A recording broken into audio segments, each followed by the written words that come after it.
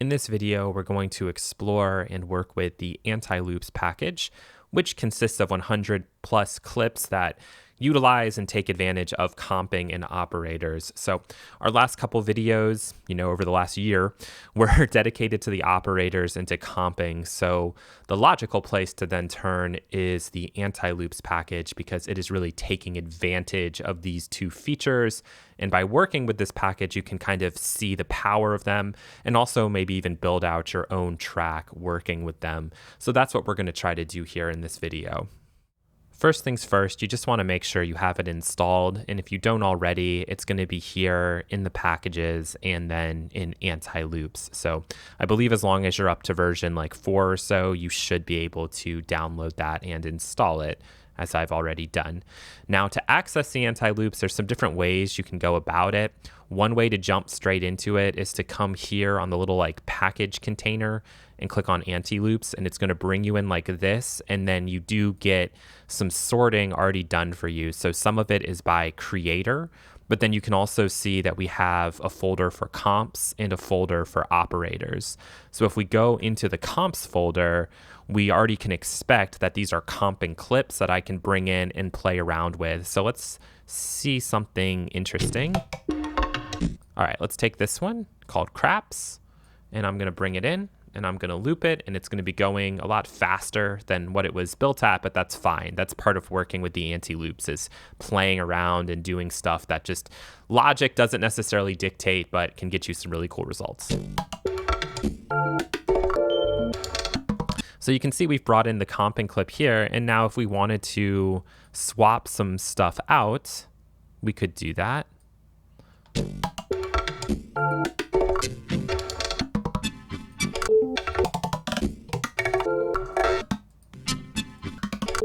And I'm just going to do that little pattern.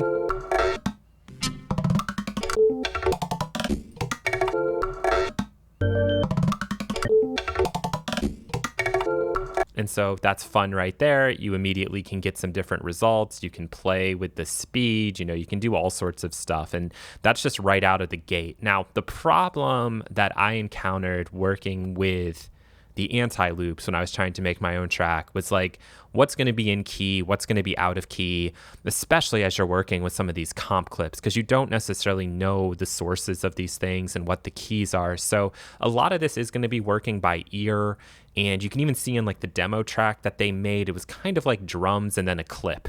And that was the way to kind of make sure that it was going to sound normal. But for this particular package, it's mostly going to be based on ear, but there are some tricks you can try to use a little bit.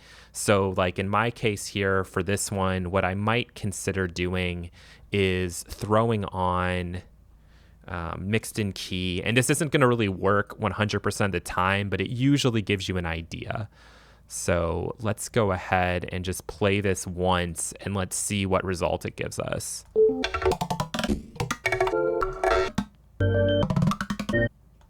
Okay, so we can see that it's kind of giving us a G minor and a D minor. And then if we go and look at the circle of fifths, we can actually see that these are right next to each other. So it's useful for us to know, okay, anything kind of in this range we'll probably be able to get away with as we're working with and bringing in other clips. So probably anywhere from A minor to C minor or the accompanying majors will be okay, because at least it's giving us two results that are next to each other. Additionally, you can try to bring this up in crispy scale, and these are cheaper options. There are some other things out there that are more expensive, but I'm going to bring in crispy scale, and we're going to try to detect the scale of this thing.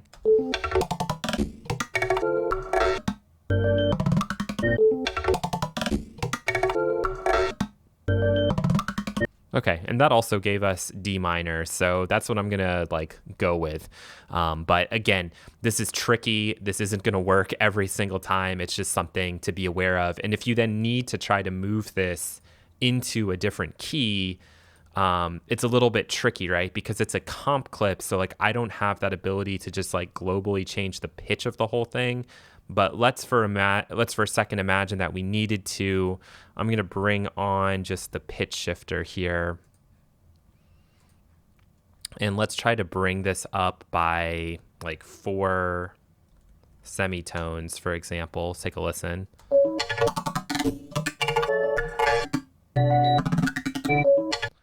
And if we remember correctly, it was spitting it out to us as D minor. So if I've gone up by 4 semitones, we're looking here at G flat or F sharp. So let's see what result it gives after trying to bring on the pitch shifter.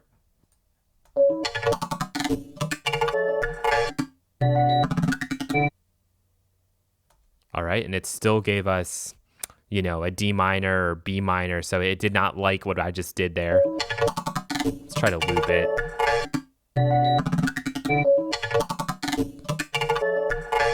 And yeah, it's struggling because there's a lot of stuff going on.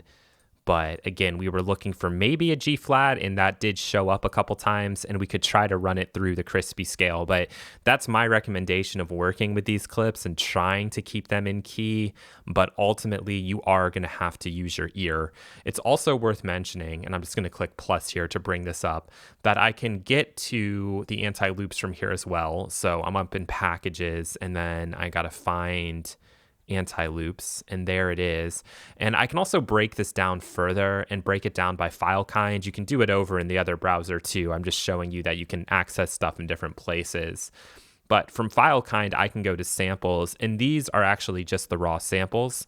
And some of these are labeled with keys, some of them are not. So here's dub keys.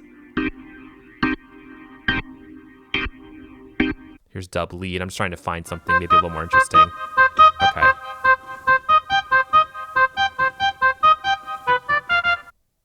So I'm going to take that dub lead. And again, this is just a sample. All right. So you can work with these samples like you would work with any other sample, and determining the key of these is actually, going to be a little bit easier. It's not labeled on here, and I don't need an instrument. So I'm just going to go ahead and stretch this quickly. So we're now at 140, and it should end up being like a 5 or 4 bar loop.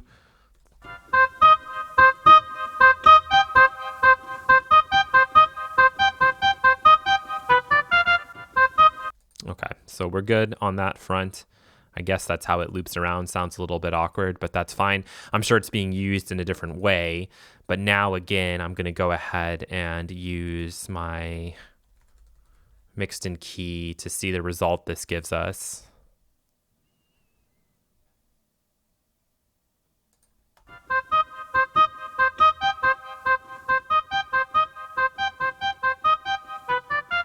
Right, and it's telling me this is in C minor. So if I want to try to then move that from C minor to D minor, I just need to go up 2 semitones. And in this case, because it's just this sample, I can do it like that.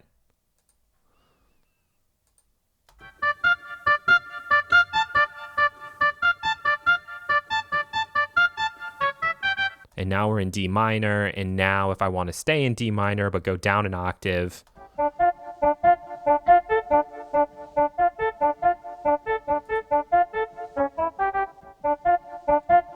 like that. So this is just useful to know that you can do these things and you're not totally limited and just like shooting in the dark. But now we'll actually kind of go through and talk about creating a track using these anti-loops.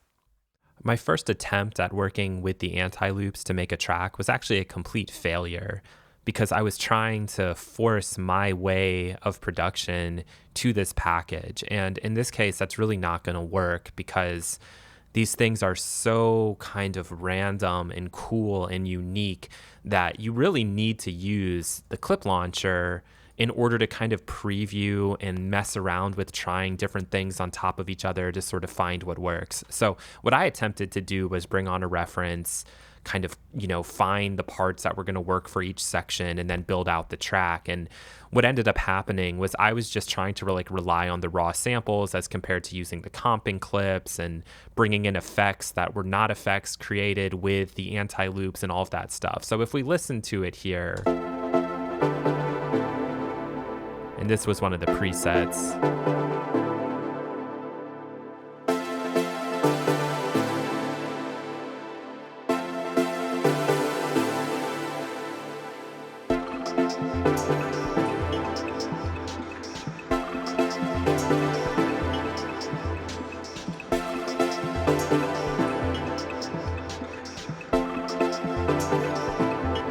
just jump to this second part that I was trying to do.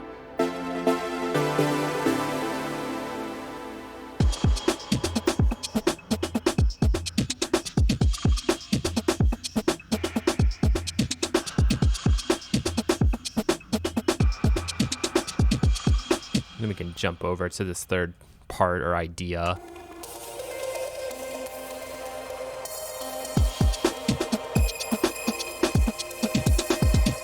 And so I was really just getting in the weeds, like trying to force some of these pieces to fit together and basically working outside of the anti-loops and making it much more difficult for myself. So I ended up abandoning this one completely and working with the clip launcher instead.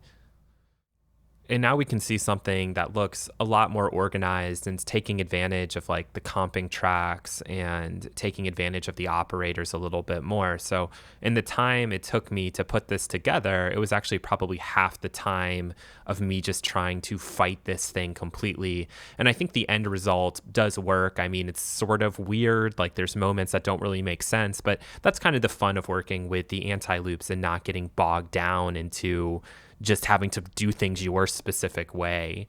And I don't even really think I went in and took advantage of like changing stuff around in here. I might before I actually go and try to play this out, but let me just give you a quick taste of what this is going to sound like when I try to record it to the arranger and then do some more work with it.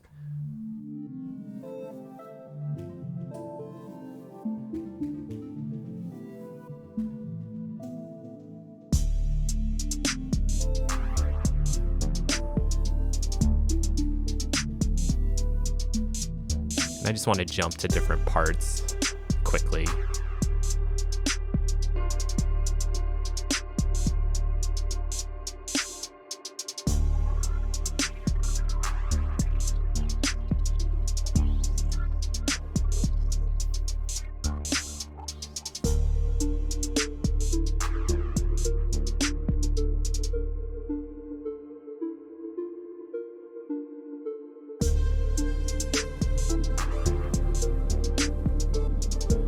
And then there's only, I think, one other part that we haven't heard, so let's just get to that.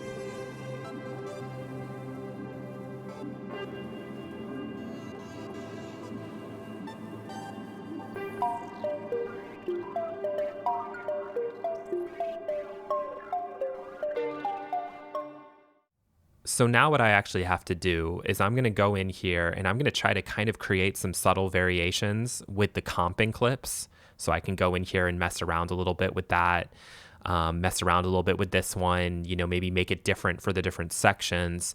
Then I'll have to record it out onto the arrangement view.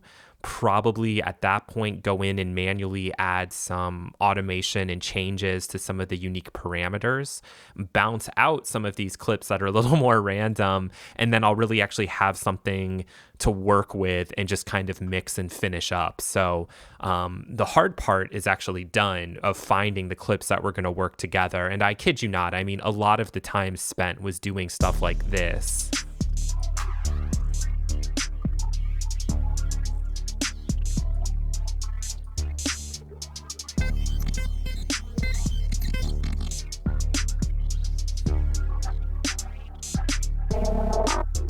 And just trying to find stuff that would work. So I won't make you sit through this whole thing.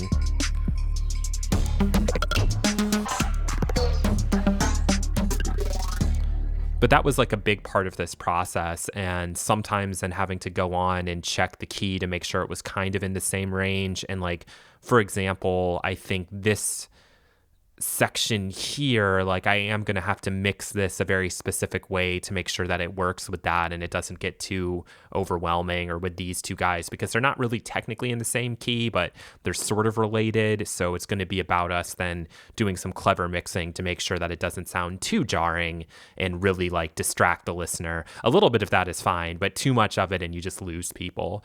So I'm going to continue on with this track, and then I'll check back in with you after I have made some more progress.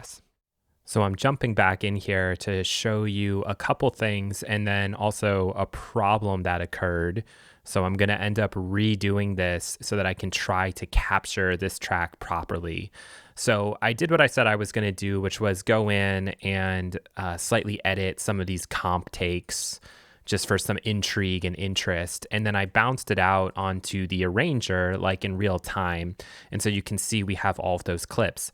And the other thing I did just as a safeguard was I recorded each of the operator tracks in real time so that we could get the actual result and no longer be working with the operators, which is what I want so that I can do some fills and some other stuff when I'm actually going back and then editing the track. So what I'll end up doing is replacing these MIDI clips with these long MIDI clips that have the actual notes captured. The problem that I encountered is with this particular one, it is supposed to trigger right away here. And that time it did, but it doesn't always trigger like that. So I tried to go in and bounce it and I had some problems. So I'm going to try it again. That time it actually did bounce, or it played right away. And this might be as simple as like closing down the program and opening it up again. That might save me, but let's see what happens here in real time. So I'm going to try to take it and go to beyond the end because it plays the whole time. And let's try to go in here and bounce and see what happens. And you can see that it's grabbing that much later, which is not what I want. It should be triggering right away. So what I'm going to try to do here is I'm going to try to save the program, basically disable the audio engine by closing it and come back in and then see if on bounce it's going to grab it where it's supposed to. And you can see as well, I have like 10 million versions of these things saved. And that is because you learn the hard way. It's better to have too many versions than to have too few. So let's see if it works this time. Nope, we're getting the same issue. So this basically means that I'm going to have to re-record this and grab the audio direct. So I'll show you how I'm going to set that up. Basically, I'm going to take this out to a further point to do this, but I'm going to add in an audio track here, and I want this one coming from the 5% track, and pre is actually fine, so I can control what's going on. All right, so we should be good to go. And I will zoom through this, but this will also let you see the way that I set this up before. I want to make sure that these ones are also recording their MIDI device. And that's not the right one. The capture is the right one. Okay. So you can see that there's a lot sometimes of housekeeping that you have to do to make sure that this is all going to work properly. All right, so let's do it from 161 and see what happens.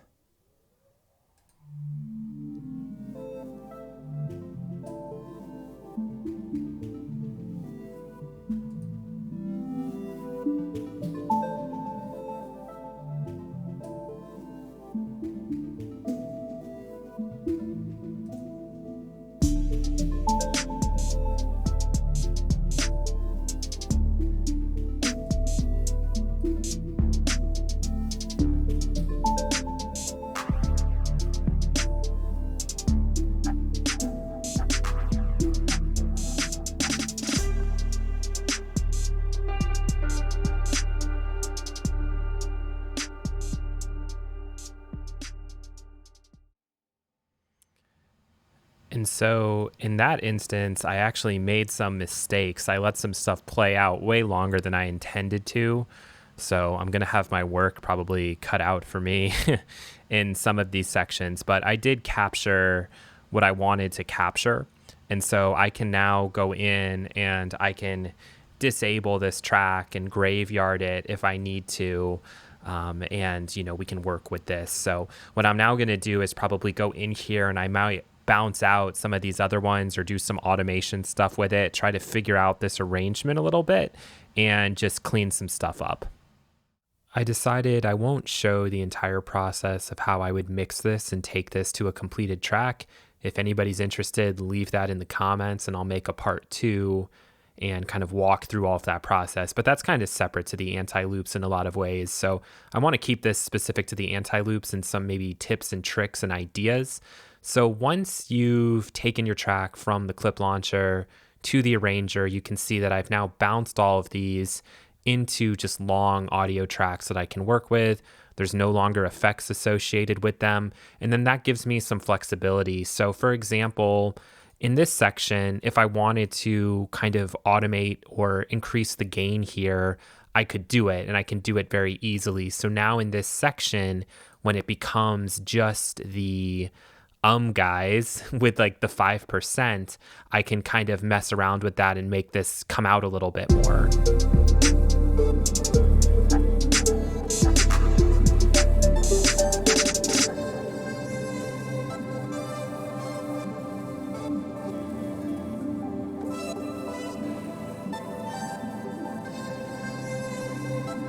And that helps fill in some of the space. And if I was in a mixing situation or really just finalizing the arrangement, I would add on some other automation, add more kind of panning effect to make sure that I could get that also shifting more to the right in that section, and probably add some other effects just to give it some more interest and some more intrigue in this moment. And so that's something that I could do. The other thing that you probably heard, and this is just me showing you an example, is, well, now that I have these MIDI clips by themselves, I can change it up if I want to do that. So at the very end here, and this was just an example, I decided, okay, well, let's like add a tiny little flourish here so that it's not just so repetitive over and over again.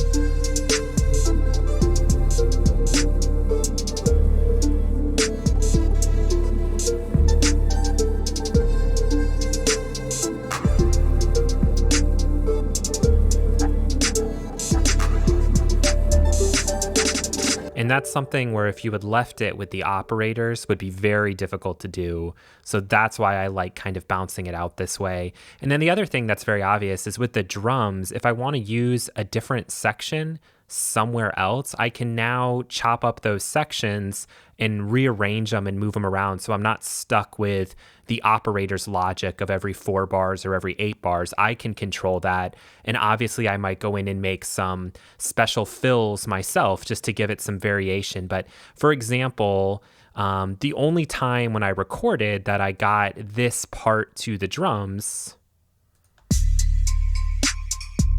was at the very end. So nowhere else did that occur. So I took that and I added it into this section here, and it's going to sound seamless because it's still just like the same loop, but it gives me the ability to do that where I want it.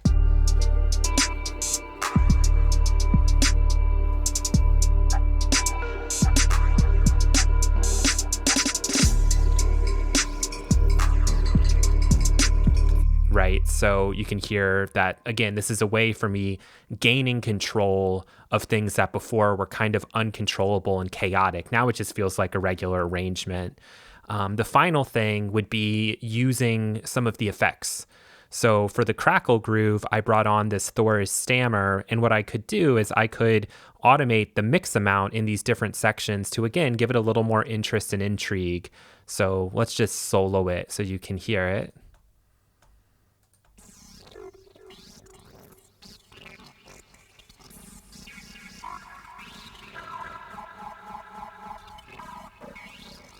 So I would definitely play around with that, or even just assign that to a modulator and let it do its own thing. If I was taking this to a full arrangement and full mix, that would be a parameter that I would automate. Now, there's actually not that many effects inside of the anti-loops. So if I go in here to anti-loops and then I go to file kind and I choose Bitwig presets, for some reason I get this glitch where these things tend to zero out on me a lot.